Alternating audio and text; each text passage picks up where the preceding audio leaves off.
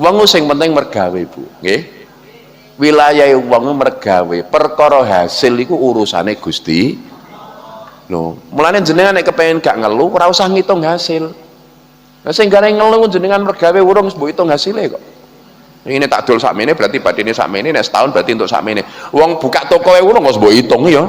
Ngitung. Sing garai wong ngeluh mergo apa? Obok-obok wilayah Gusti Allah.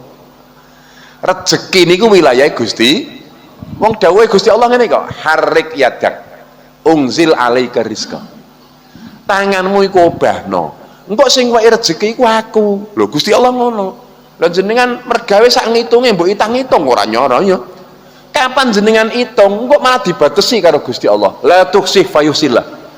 Aja guman mbok itang ngitung mendak dibatesi karo Gusti Allah. Wong kok mbok itang ngitung yo, engko ya diitung karo Gusti, dibatesi karo Gusti Allah.